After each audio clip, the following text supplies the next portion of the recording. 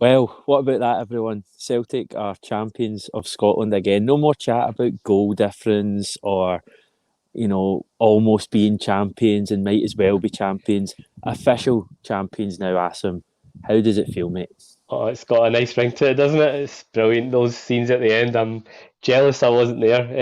Envious that you managed to get there, but it was brilliant. The game itself might not have been great, but it was so worth it at the end. Like it was brilliant to watch the boys, and it just feels so relieved now that it's done. Like you said, it's just wanted it to be official, and now we can officially get the party started for the next few days. Yeah, an incredible night. There's been fireworks going off here in the last 20 minutes or so. By the way, I'm recording from like the quietest bit in Dundee because Dundee's very rowdy tonight, and I've managed to situate myself on a bench near a kids' play park, so that doesn't look suspicious at all at whatever time it is, 10 o'clock. But the things I do for the wonderful fans and the things I do for Celtic, and they just deserve it.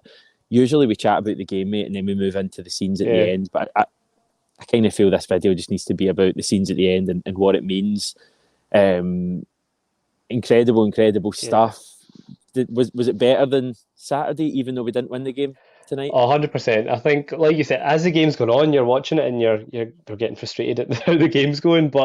And at the end, I'm like willing us to get that winner just to make sure it's not like a wee bit of a dampener. But as soon as that full time whistle went, the scenes were incredible. Like I think it was even better than I expected. I don't know. Obviously, you were there, so you'll be able to kind of fill in. But the crowd sounded fantastic, and you just seen the players were absolutely loving it as well. And obviously you I don't know if you've heard some of kind of the comments from the no you No, let, yeah let me you know know, mate. Fill us in. oh so Ange, you could see like I think he said he started off. He said for the first time this season, he's lost for words, and you could see he was visibly and audibly, quite emotional.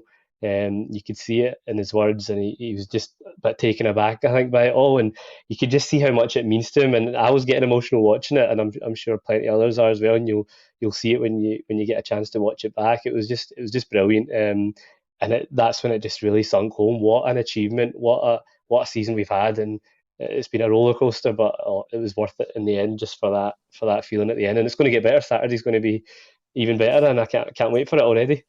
I think that's a big thing I was thinking during those celebrations, and the celebrations were incredible. They went on Yeah, for ages. I think they probably went on for 20 minutes, and then the, yeah, the players obviously were celebrating in front of the shed end at first, and kind of the corner where the shed end is, and then you thought they were leaving to go on, and obviously the tunnel's in the far corner at Tannadice, and then they spent yeah, another 5-10 minutes in front of the fans up the far end, just above the yeah, tunnel, who I actually felt sorry for because they had kind of been kind of forgotten about. I felt at aye, parts at the start, and then they had all the big display out, the champions display, and they were just going large on it, and amazing scenes. Just that full time whistle. I mean, it was yeah. a disappointing game, but that full time whistle was amazing. And that's the thing, as you're watching the game, you're just hoping that like it doesn't, the fact that we've not won it doesn't impact it, and it didn't at all. I think it just shows you how much it meant to everyone just to get that official, get it officially over the line. And like you said, none of this champions in waiting now, and it was just brilliant. And Callum McGregor, like you could see him just absolutely over the moon, and you can see how much it means to these players. Giacomakis, Joe Hart, all of them, like in the aftermatch interviews, they were just soaking all the celebrations in. And like you say, for a lot of them, obviously not so much Joe Hart, but for a lot of these guys, it's the first time, winning.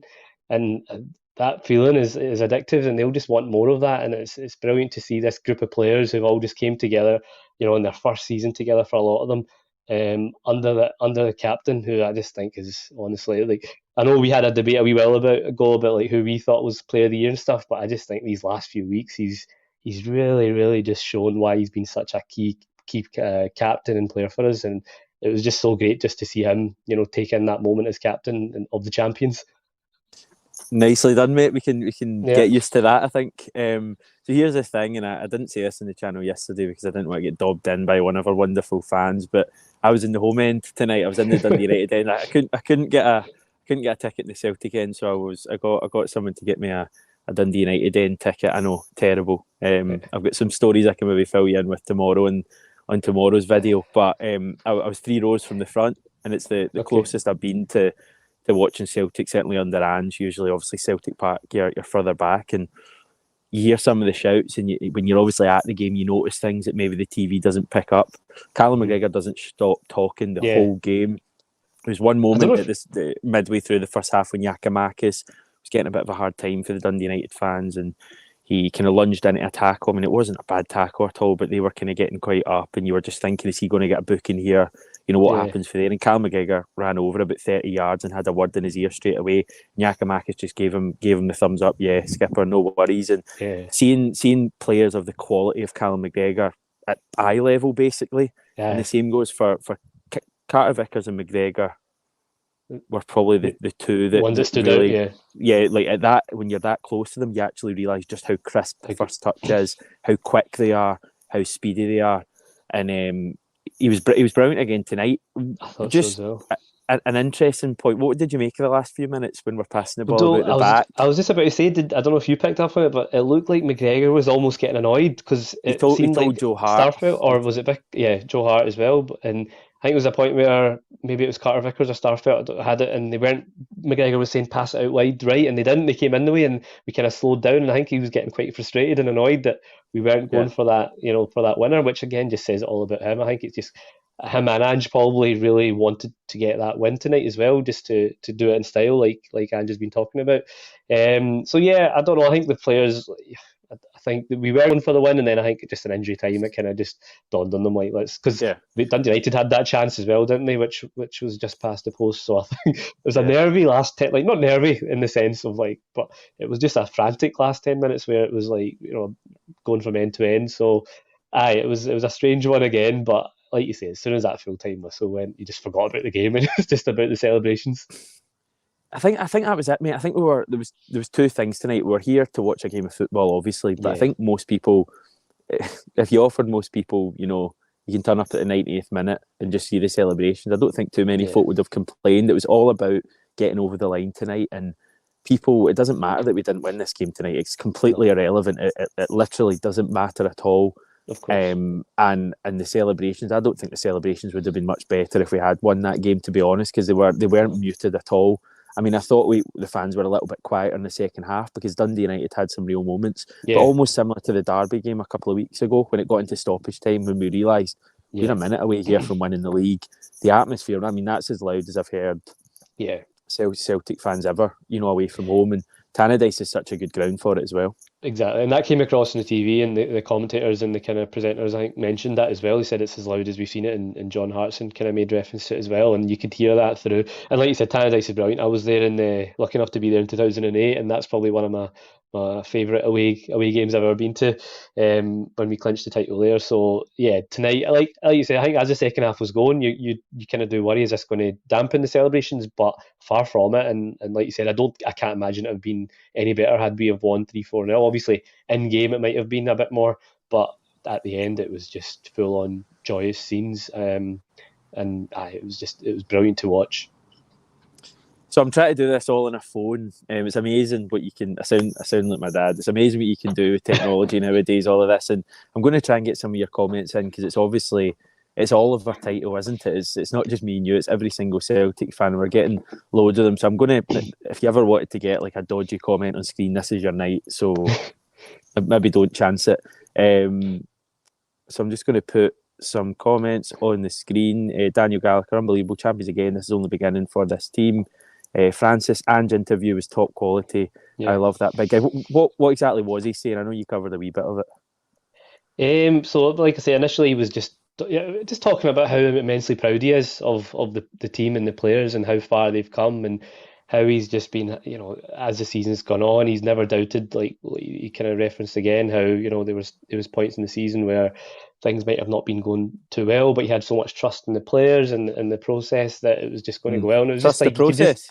yeah, well, I don't know if he actually said those, but I think that's just ingrained in my head that it's going to come out. But you could just sense a real proud moment for him, and he's normally got like a lot to say and stuff, but he was just kind of taken aback and soaking in the moment, and I think you've seen that over the season that he's a man who will just not stop. He'll always try and improve, and he'll take defeats personally, and he'll take bad moments personally in the sense that he'll always be looking to improve. And I just think for him, it's that moment tonight where it's just finally like he's realised, his goal and his achievements to come abroad and succeed, and he's never doubted himself, and it's just that moment where it sank in, and you could just see the emotion on the guy, and you'll see it back yourself. It was brilliant.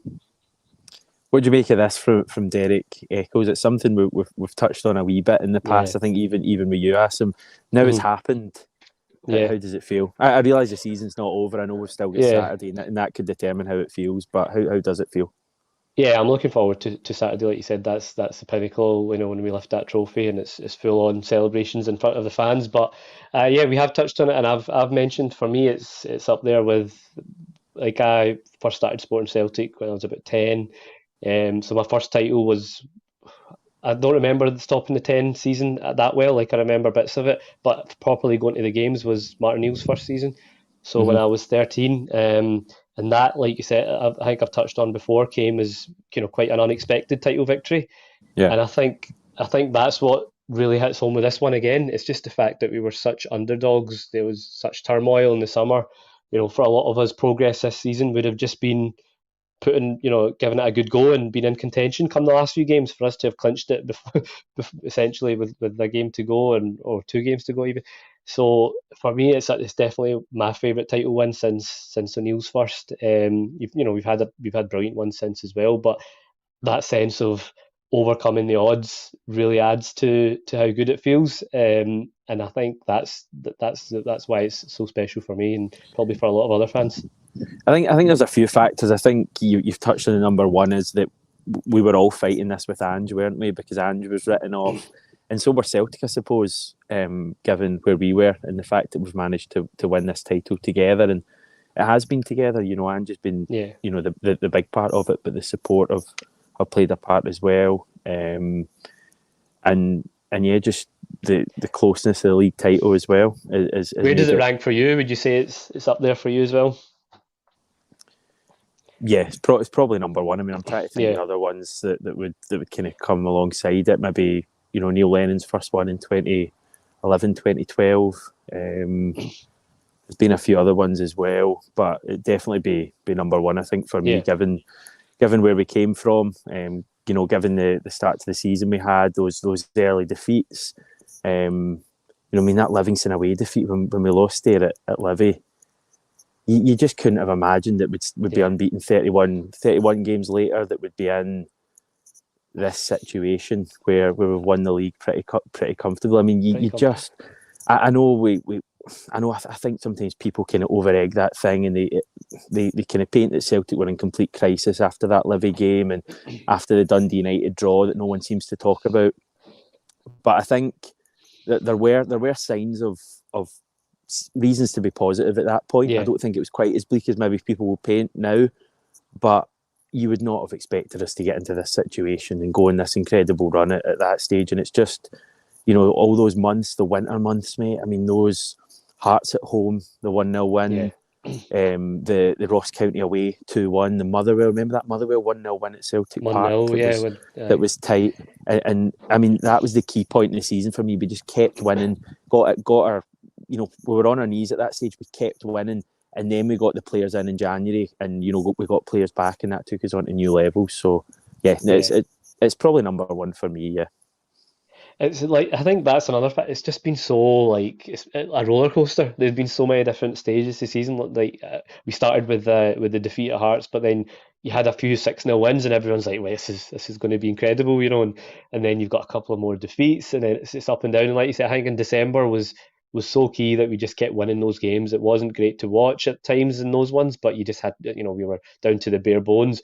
We just kept ourselves in it. Like that Ralston goal at Ross County, I think that was just to keep us at 6 points behind. It wasn't, I think people forget that. It was literally to keep us at 6. You think about it, if that had gone to 8, people would be talking about, I know. That's it, done. I was looking at this earlier, actually, because me and Stevie, spoiler, we're going to do a video looking at 7 pivotal games in our title win. Rangers won 9 games in a row between, I think, the end of October and the winter break. If we could have, given all the injuries we had, I think Kyogo was out, maybe not McGregor, but definitely Kyogo. I think Turnbull was out, Rogic was missing, Jota was missing for a while as well. Starfelt missed a few games. We could have fallen away at that stage, and I think it's just immense credit to the team and Ange that even when the chips were almost down, we just found a way to win. We won those games and gave ourselves the platform for what we're seeing now and what we've seen since the turn of the year. I mean, that's probably the big part. We were 6 points behind, I think, when we came back on January the 17th for that Hibs game, and now we're 4 points clear now. I mean, it's amazing turnaround. And that's the thing as well. Like, it goes against any narrative that this has been a week or not one. It's been a very tough season in terms of both teams haven't dropped a lot of points. So it's not been one of those where both teams are just dropping every second week and it's just whoever stumbles over the line. If you look at it since January, other than that Hibs game, we didn't give them a sniff. Since we took the top spot, we've just extended that lead week on week, or kept it. So there's not been any stage other than I think that Hibs game where we gave them even a sniff to catch us, and it's just been relentless. And we're going to end up with 90 plus points potentially. I'm not what's the So and when you look at the start of the season we had as well, I mean, I think we dropped 11 points in our first 7 games. I mean, it's just completely unheard of to win a league from that situation. I think we were 6th in the league after like 8 games of the season. So it's incredible. I think the big thing now is that we've got Saturday, and actually, this might be me famously just trying to talk it up for the sake of talking it up. But I think Saturday almost becomes quite a big game now, because I think you really, we didn't win tonight. As I say, the celebrations were amazing. Tonight is probably the most a Celtic draw will ever be celebrated when you look back. I mean, it was incredible. But I think Saturday, turn the style on in front of 60,000 fans and let's really have a party, because it's fine with 5,000-6,000 and it was amazing tonight, but 60,000 on Saturday, if we win that game and put in a convincing performance, I mean, I'm already buzzing for that. Seeing Ange lifting that trophy, well, I suppose Callum McGregor lifting the trophy, but seeing Ange with the trophy in his hand, seeing Joe Hart back with silverware after all he's gone through, seeing all our players that have come from all over the world, Israel, Japan, Russia, Scandinavia, Greece. It's going to be an amazing afternoon. I just really hope that we can get a big win as well, because it would just be amazing. Yeah, definitely. I think like tonight we obviously changed the lineup a bit. I know we've not really spoke about the game and that, You can do a wee bit now if you want me. I'll give you 8 seconds if you want to cover the game. Well, I think the 3 changes up top automatically kind of changes the rhythm. So I think that's. I wonder if Anne just kind of thought he wanted to kind of keep everyone involved. He's I think that might have been the reason, because the Forest one was a real surprise. Obviously, I thought he was good as well, Forrest. I mean, he's coming in for a lot of criticism on social media, but I thought he was quite good tonight, no? I thought he was okay. I think just end product again at times, and just But I think in general, it wasn't so much that any individual was overly bad. I think there just wasn't a fluency a lot of time. I think we started the first half really well, first five minutes or so, and then just gradually got a bit sloppier. But I think that happens when you're changing your whole front three, and I just think it shows you how much Maida and Jota, really how important they've been. Like, in terms of Jota was incredible in that spell that he was on. In the second half, run he had, I think it was kind of late on. If that had gone in, and Maida had the chance as well, didn't he? Really late on, he blazed over, but he took it down really well, and then just. But I think, like you said, the game was in the end an irrelevance. He just wanted to get the job. Obviously, wanted to win it in style, and that's why I do agree with you. I think if we can turn on the style on Saturday, because we had a couple now, we wanted to obviously win it a couple of weeks ago against Rangers, or even tonight. So I think Saturday. Yeah. That'll be the message from Ange now. You're in front of the home fans, 60,000. I think the weather's to be nice. It's just always going to be helps. full. So that, I think that'll just be full on party mode, and I'm the same as you. I can't wait already for it. I know, it's amazing. It's just I mean, these celebrations are going to go on all night. I think Stevie's thinking of venturing over to Celtic Park. I don't even know if the Celtic team will go back to Celtic Park. I assume they will. But the celebrations are going to go on. And I think we just need to enjoy every single minute of this, because we all deserve it. I mean, last season was murder. And even a few people pointing out earlier today, even our last celebrations, last time we won the league, was cut short by COVID. And I think people forget that. We ended up with that really weird video the club put out when folk were, I think it was like Julian and Griffiths were on it, and they had like comedians and stuff on, and it was murder. And now we need a proper celebration on Saturday. If you think about it, the last time we were able to celebrate like this was 2018. No, well, I I think we know. had the League Cup win in Aye, like but December, as a but league win, yeah, as a league win, because like it's 2019, it was obviously in COVID times, and you kind of you don't want to take these things for granted. And my dad's always said like every time each title victory, he fully cherishes it because you just don't know. Obviously, with what happened with COVID and whatnot, and then obviously last year was just awful. So I think it's just going to make the celebrations even better because you've missed out for a couple of years, and it just.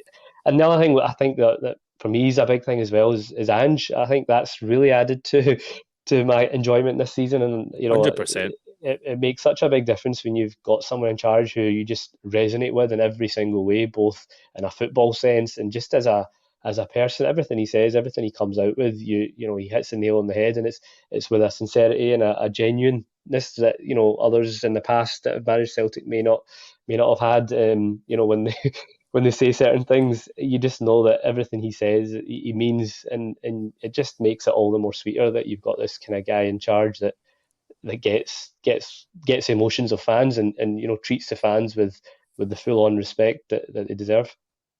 One day Ange will say something wrong that we disagree with. One day he will, but he's not done it yet, and he's not done it Yeah, since he's been at the club. And you just know it's going to mean so much to them as well. I think that's part of it. Obviously, in the past when we were winning trophies and cantering them, yeah, I enjoyed every single trophy, but you sometimes wondered if maybe some of the players that would signed from various places and they'd come hmm in and just won like every single trophy going. You yeah, sometimes wondered, does this mean you know does it mean as much to you as the yeah. fans? Is what I'm getting at. You just know looking at that at that squad and imagining them on the bus now that they'll just be enjoying it as much as every fan because There they was didn't some, all they didn't all kind of grow up as Celtic fans, but I yeah. think at the moment they just behave like it. And there was some footage of the dressing room, and Joe Hart was going Oh, wild, brilliant! and so there's all of that to catch up on as well. So now I'm looking forward to just injecting every single bit of the content and the celebrations and Saturday, obviously even afterwards. I don't know if there's any plans, but for like George Square or whatever. But We couldn't possibly condone any sort of gathering on Saturday. We'll leave that up to maybe the Facebook groups and all of that. yeah. But no, definitely, I think it's a time to just milk it all in and enjoy every single minute of this. Amazing. Well, we're going to leave it there. I'm going to try and work out where the hell I am and get back to where I'm staying tonight. We'll have a video for you tomorrow as well. We've actually got quite a big video for you tomorrow as well with quite a good guest and some other stuff going on as well. Thank you, everyone. The chat's been going absolutely nuts tonight. Everyone is absolutely delighted. Thanks for all the kind words about us. 67 Hail Hail.